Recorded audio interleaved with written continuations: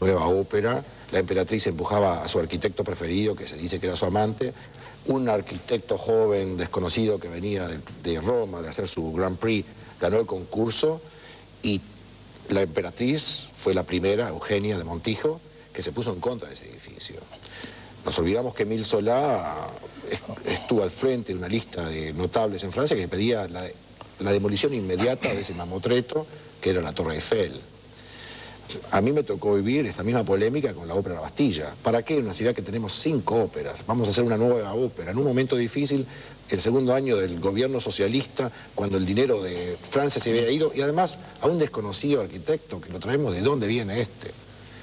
La misma polémica la sufrió el señor Pei, autor de la Embajada de Estados Unidos en Uruguay, cuando hizo su pirámide. Y me parece bien que exista esa polémica. Pero a su pregunta concreta, hay que medirla en costos. Es uno de los tantos elementos de medición. Sí, claro que hay que medirla en costos. Yo creo que en el caso de la ópera, en el caso de la Torre de Antel, se llamó a licitación, tuvimos la gran suerte de haber tenido 10 consorcios internacionales importantísimos.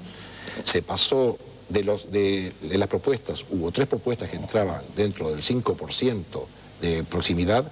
La COFAC daba la posibilidad al comitente de llamar a una segunda vuelta, y tengo un querido amigo, presidente de uno de esos consorcios, que perdió este gran proyecto una diferencia de $40.000.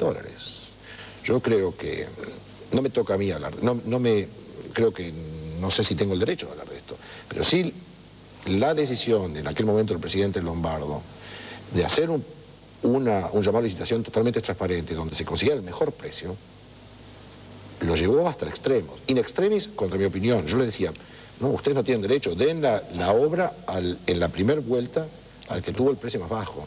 Y ellos dijeron, no, vamos a sacar hasta el último jugo que podamos. Y lo sacaron. Por $40.000, una obra que costaba en ese momento $65 millones, más IVA. ¿La ópera de París salió? ¿Cuánto costó? Bueno, eso es difícil decirlo porque hay que ver qué precios. El total está arriba de los 700, 800 millones de dólares. Es una cifra que hay que explicarla, porque la parte de equipamiento es tan importante como la parte de arquitectura. Si usted me preguntara exclusivamente la parte de arquitectura, en precios actuales hoy estaría en los medio millón de dólares, en 500 millones de dólares.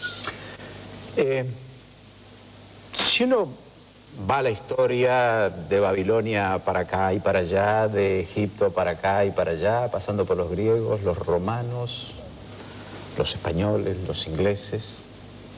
No se olviden los mayas, los aztecas, los que estaban aquí, que hacían cosas espectaculares. Exacto, por eso le dije, como no soy un poco ignorante, le dije, y antes. ¿Usted poco ignorante?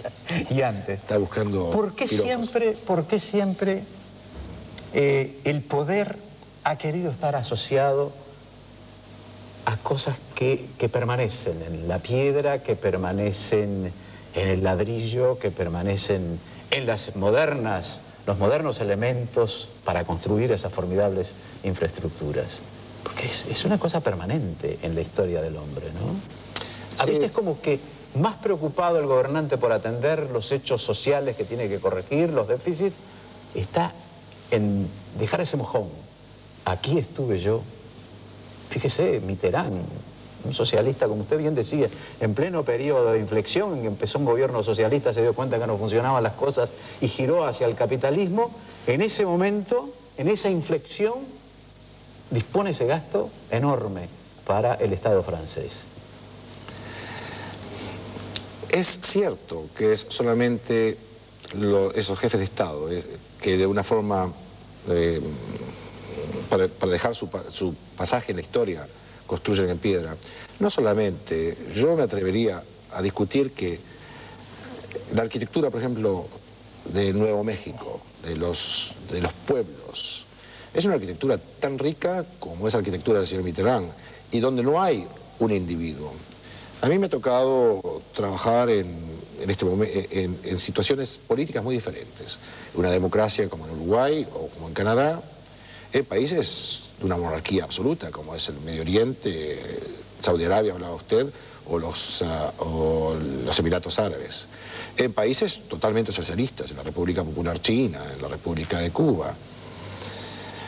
Pero creo que no es solo de una forma a lo Ceausescu que en Rumania deja su Versalles.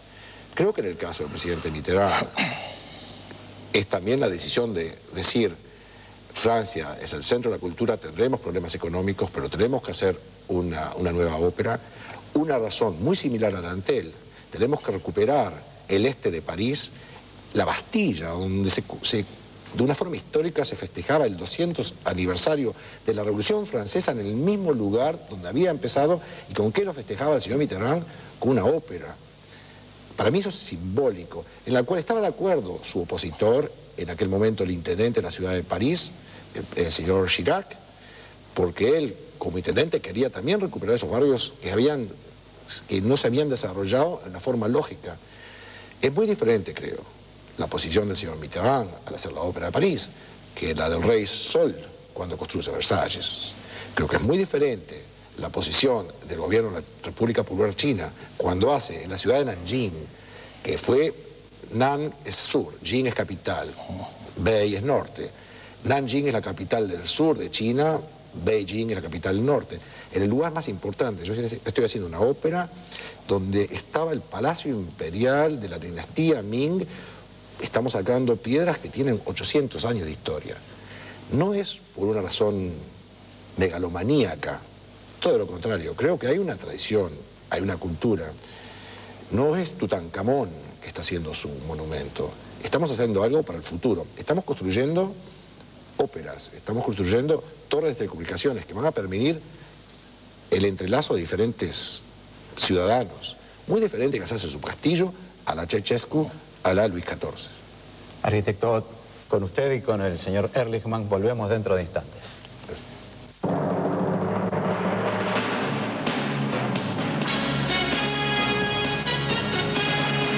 El arquitecto Carlos Ott y con el vicepresidente de Antel, el doctor Simón Ehrlichman, un odontólogo que está responsabilizándose en estos momentos de decisiones administrativas muy importantes como es el área de las comunicaciones, importante en el mundo y muy importante en un país chico como es el Uruguay, que quiere estar enlazándose permanentemente con el mundo. Pero vengamos un poquitito a eso de las controversias y de las polémicas y de las cosas que yo creo que la opinión pública necesita tenerlo muy en claro. El arquitecto Ott nos decía, bien para situarnos, este tipo de obras no se pueden ver en sí misma en el momento mismo en que se están construyendo y pensar que se agota allí todo, que la historia se queda fija. Hay que mirarlo en una proyección, en el tiempo. Hoy no iríamos a hacer turismo a Egipto si los faraones no hubieran construido las pirámides. Son cosas extremas, por supuesto. Pero se habla mucho del costo de esta obra y del retorno que puede tener para la sociedad como contribuyentes nosotros, para una zona de Montevideo, de una ciudad que necesita dinamizarse, que necesita modernizarse, que está insertándose en un proyecto muy ambicioso como es el del Mercosur. Es decir, ¿usted qué puede decir si yo le digo, defienda la torre de Antel? Bueno, para defender la torre de Antel hay muchos argumentos técnicos que dio el arquitecto Ott, el proyectista de la torre, pero también tenemos que ver qué es Antel. Antel es el organismo de las telecomunicaciones de todos los uruguayos, desde que es del gobierno del Uruguay. ¿Qué hace Antel? Brinda servicios telefónicos y cobertura en todo el país. Una cobertura que en telefonía básica está 100% digitalizada en el día de hoy. Una densidad telefónica que hoy es la más grande de América, un 30.4% es la densidad telefónica del Uruguay. El 67% de los hogares uruguayos en zona urbana tienen servicios telefónicos. Un 20% de los hogares rurales ya tienen servicio telefónico. Hay más de 25.000 Rurancel instalados. Hay más de 10.000 teléfonos públicos diseminados en todo el territorio del país. ¿Pero esto es suficiente? ¿Es lo que Antel aspiraba y ahí quedó el organismo estático? Yo creo que no. Yo creo que el uruguayo espera otra cosa de Antel. Espera que Antel mejore su gestión, espera que Antel después de haber logrado el desarrollo que tiene, también tenga una proyección que salga de fronteras. Antel lo estuvo buscando y lo va a seguir buscando, porque estamos en condiciones de hacerlo. Y para eso necesitamos funcionar en los lugares adecuados. ¿Dónde está funcionando hoy centralmente el organismo? En un edificio que llevó más de 20 años en su construcción, el arquitecto me podrá decir el tiempo exacto, pero llevó más de 20 años de su construcción y que no fue pensado para un organismo de telecomunicaciones. ¿Esto qué ha hecho? Ha hecho que hemos tenido que diseminar en diferentes lugares de la ciudad diferentes áreas para que Antel, como organismo de telecomunicaciones, brinde un servicio aceptable. Usted diría que hoy la concentración que va a poder hacerse en esta torre va a significar un ahorro que de alguna manera va a comenzar a descontar el costo de construcción. Sin lugar a dudas, hoy en la torre de las comunicaciones, yo no diría en la torre, diría en el complejo de las comunicaciones, vamos a concentrar diferentes elementos y diferentes oficinas que están diseminadas por Montevideo en más de 10 locales, que nos van a quedar de alguna manera libres para realizar el uso que Antel crea conveniente hacerlos, inclusive venderlos si fuera necesario. Entonces, en este complejo va a estar radicado prácticamente el organismo en su conjunto. Va a poder atender a la gente como la gente necesita y debe ser atendida.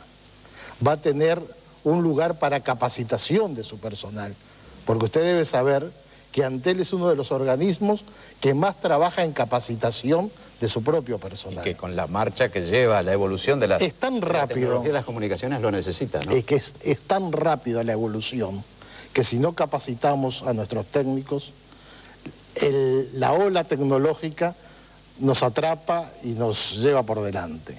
Entonces, la capacitación y la atención al cliente es el primer eslabón que Antel tiene por delante.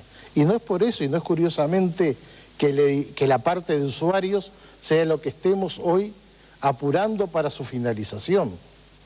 Porque allí en esa parte de usuarios, que posiblemente a fin de año pueda estar terminada, tendremos la atención a nuestros clientes y también tendremos toda una parte de capacitación del mejor nivel para poder seguir teniendo la gente que tenemos.